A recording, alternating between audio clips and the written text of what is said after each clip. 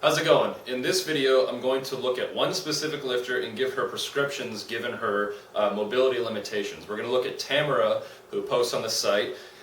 She has some knee issues, and she has possibly some hip issues, and she has some mobility limitations in the bottom of her snatch. She's an Olympic weightlifter in her 30s, and she's been lifting pretty seriously for at least a year, probably closer to 2. And she has some issues with vertical style squatting, specifically when her knees are coming forward, and it's causing pain in her peroneals, which are on the lateral portion of her shin. She thinks that the peroneal nerve is getting squeezed down on, and so it's hurting from anywhere from between her knee and her ankle on that specific right leg. And then she also just has general lack of mobility for weightlifting. So in this video, going to give her some prescriptions to combat against those mobility limitations. Alright, the first thing I want to point out is Tamara's chronic receiving position in her snatch clean and front squat. Bear with the visible head height here, because my camera it's like a close lens. But the thing that she does is her toes are always pointed out and her knees are always tracking in.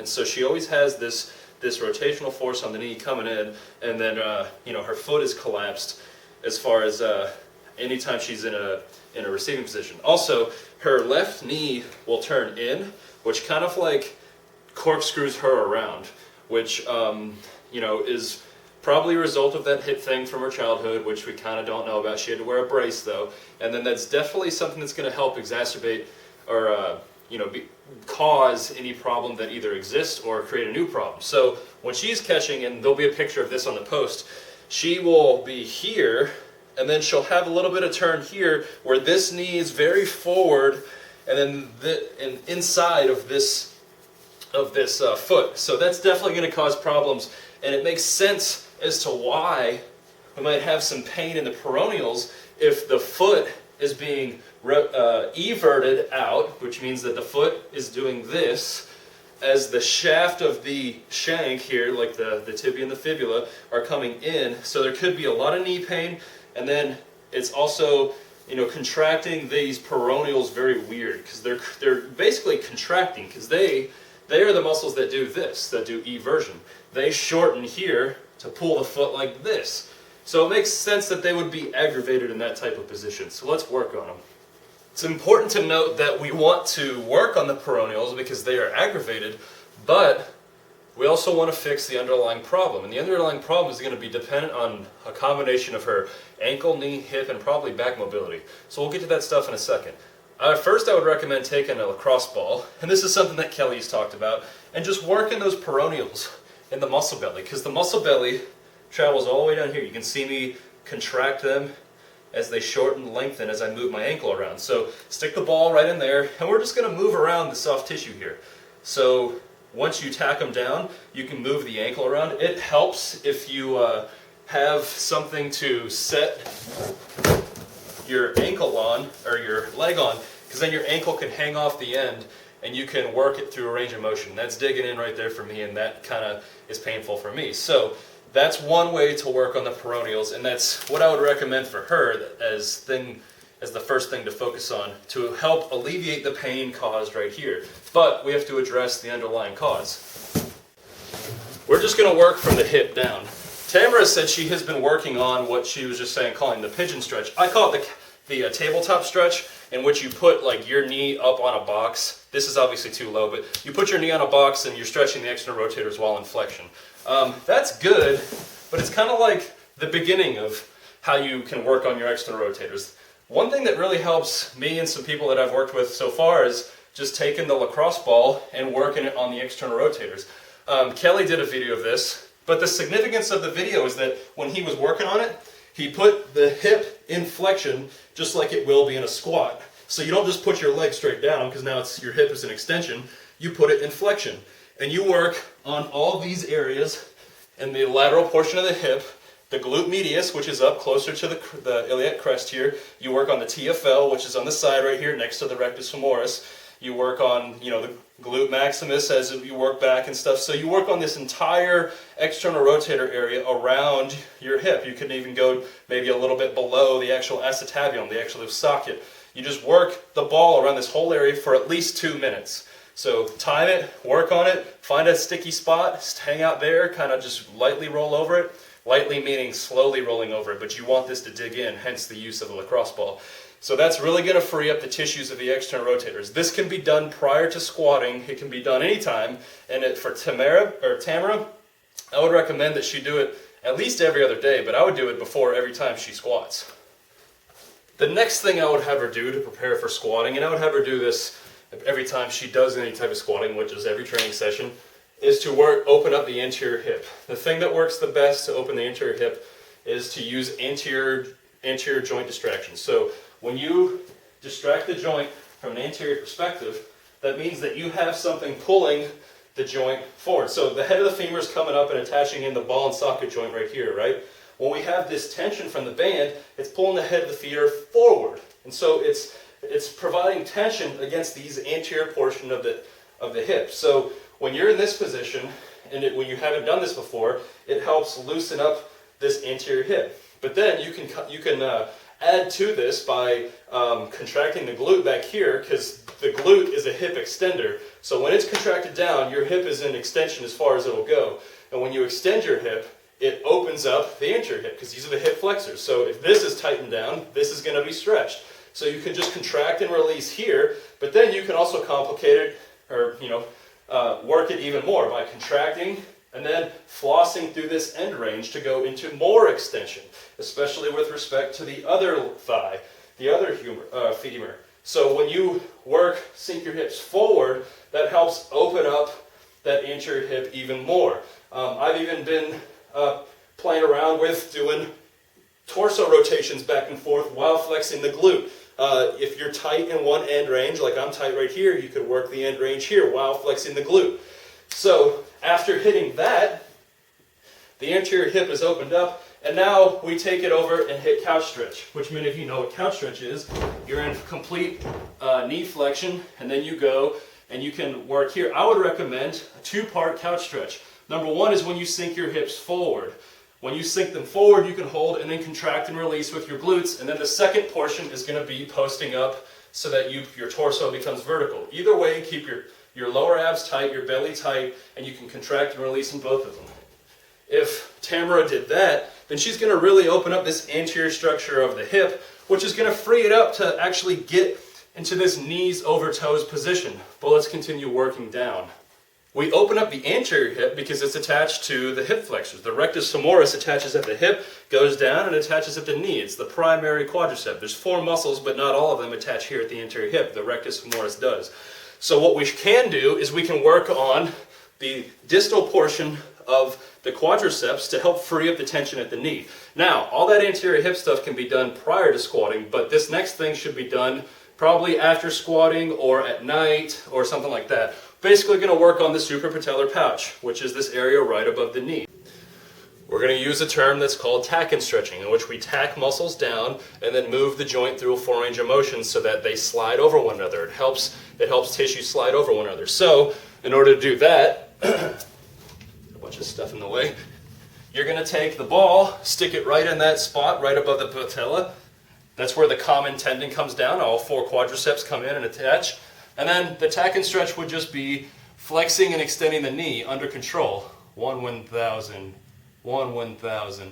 Nice and control, and probably hit 10 reps at least in each position. That doesn't do anything for me, but when I stick it on my medial aspect of my knee, I feel something more. So you're going to work this whole area. It's, all this stuff is from a mobility WOD.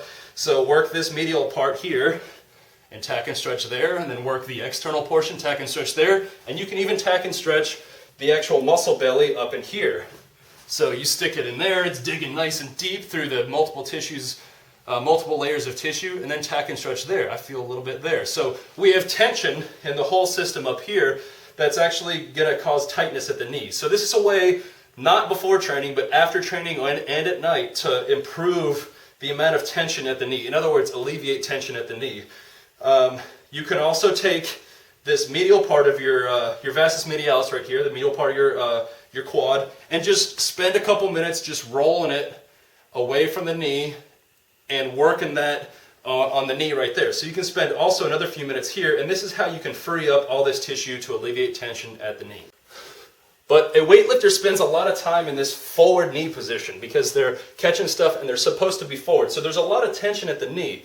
There's a lot of tightness, a lot of ins, a lot of outs, a lot of what have yous. So another way to alleviate tension from the knee is from the bottom of it. And the bottom is primarily the gastroc because it comes and attaches on each side of the knee. So another Kelly Starrett thing, of course, is to take a lacrosse ball and put it right there in that region where the gastroc comes up and the hamstring comes down. And then you can just work this through its range of motion. And I think he used the examples, plant your foot and then push the knee forward. And then, work that in there, hold it, and then actually, popped out. Work your tibia through, externally and internally rotate the tibia. You can pull here, you can work it forward. Right now I'm not feeling much, but then you can kind of, just figure out ways to put more stress to clamp down in these medial tissues, and then the same thing on the lateral tissues. Stick that ball in, clamp it down, and just spend time there, about a minute. If you feel any numbness, then get out of there because there's a nerve bundle right in here, and the peroneal nerve comes down right here. So we don't want to hit the peroneal nerve. We just want to alleviate the tissues that could be irritating. Moving along down the stream, we've already kind of addressed the peroneals, right? But the peroneals come and they attach behind this lateral malleolus of the ankle here, and attach under the foot and go across the foot.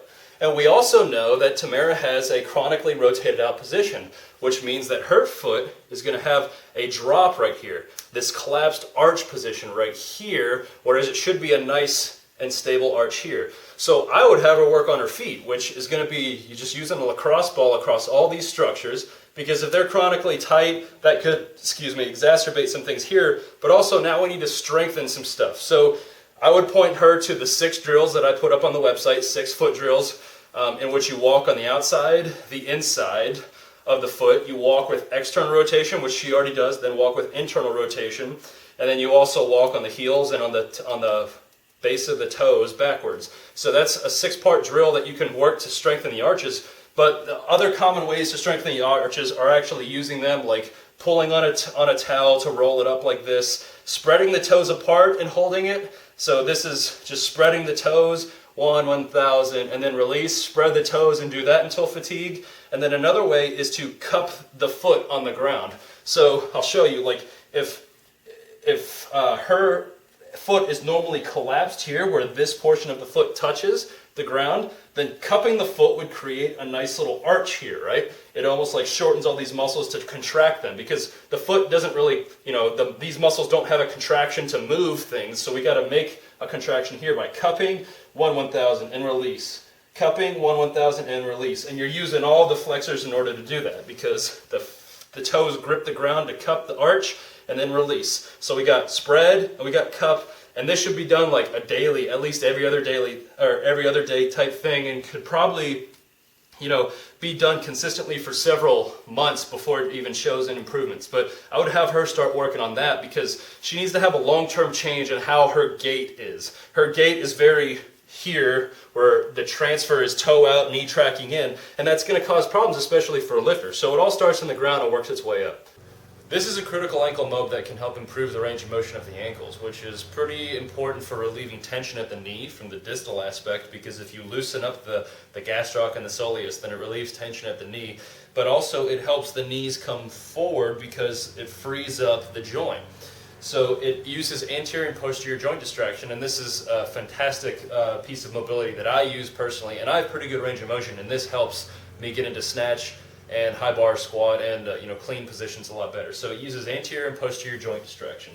You'll start out, and I would recommend wearing shoes, because if you're not on a good surface, then you can slip and you might kick your dog in the face, but you might also fall down. So I'd recommend wearing shoes and doing this. But you would use this is anterior distraction on the joint. So right now I've got this anterior joint distraction that is applying some weird force at this ankle that it's not used to, and now I go into dorsiflexion, which is trying to get the toes up to the knee. You'll notice that I'm holding my heel down so that my heel doesn't change, so that I stretch.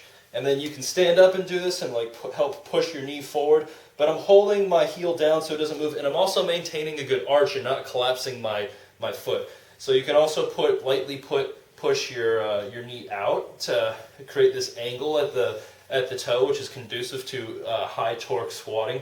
And you can also push out and forward. So you hold the ankle in place and you push and you create dorsiflexion in the ankle. So that's the anterior distraction aspect. The posterior is when you load it up and do the same thing, but now you have the band pulling back. And this is the one that really creates a difference in my opinion. So you create the dorsiflexion again by pushing the knee forward, and you also can push your knee out.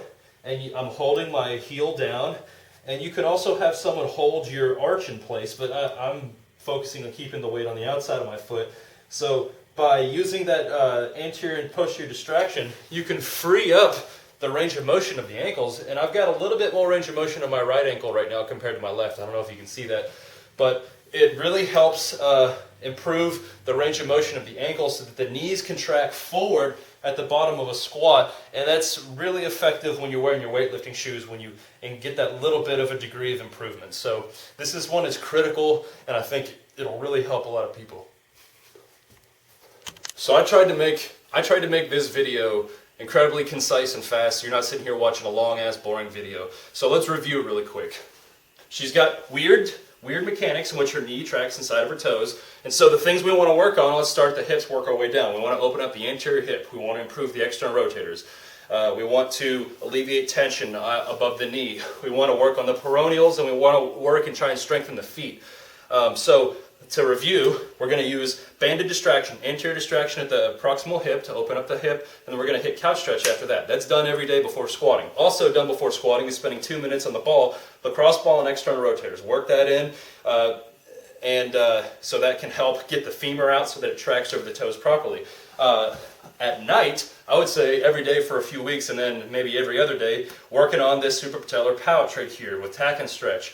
You can even come up and tack and stretch on these muscle bellies up here. You can also take a barbell and kind of lay it across and then kind of roll it back and forth. That works too, but it leaves out the tack and stretch component. You can also roll on a PVC pipe, but it takes out the tack and stretch. You can also lay on it and then tack and stretch as well, but I like the pinpoint effectiveness of this lacrosse ball. We also need to work on the peroneals themselves just to alleviate their tension and pain, but remember, going back up the stream, all this stuff is tight, which is causing the weird knee tracking movement where it goes forward and really puts a stress on here because they're getting contracted really hard during a squat. So in order to free up the peroneals long term, the stuff at the knee and the stuff at the hip really needs to improve, specifically at the hip and especially anterior and laterally.